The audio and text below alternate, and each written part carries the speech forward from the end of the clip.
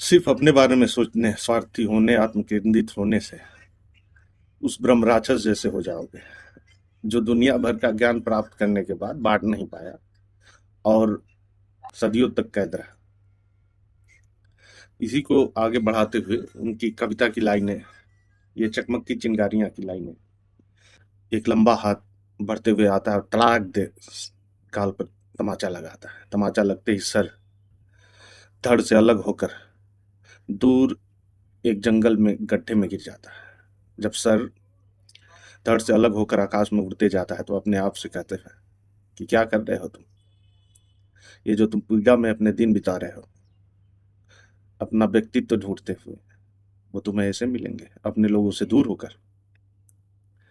उनके पास जाओ, तभी तुम्हारा ये व्यक्तित्वांतर हो पाएगा।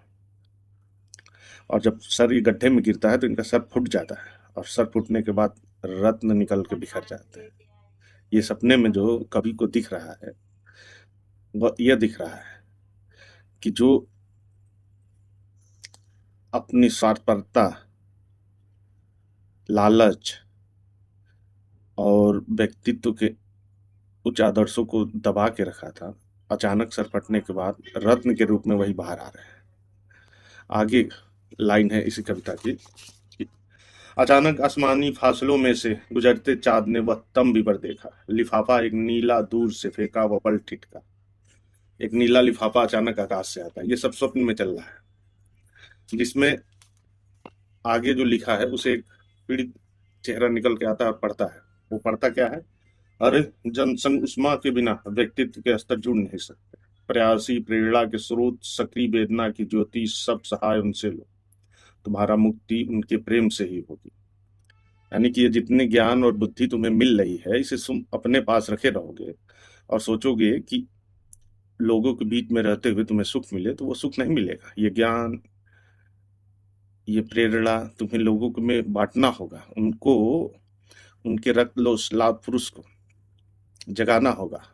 उसके लिए तुम्हें उनके संग रहना होगा। जन संग उस्मा, यही लाइन है इसी के लिए। फिर आगे इसी कविता में है, इसी संदेश का अगला लाइन कि तद्गत लक्ष्य में से ही हृदय के नेत्र जागेंगे। वह जीवन लक्ष्य उनके प्राप्त करने की क्रिया में से उभर ऊपर विकसित जाएंगे निज के। तुम्हारे गुण की अपनी मुक्ति के रास्ते अकेले में नहीं मिलते।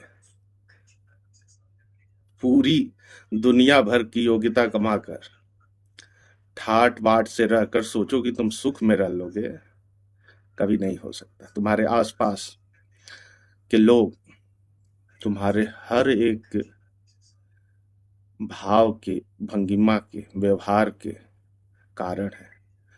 तुम्हारी ये उच्चता उनके अंदर भी बटनी चाहिए, उनके साथ साझेदारी करना चाहिए। हम एक ऐसा सरहारा नहीं छोड़ सकते जो सदियों से, यानी आजादी से पहले भी तड़पाया गया, मारा गया और आज भी मारा जा रहा है।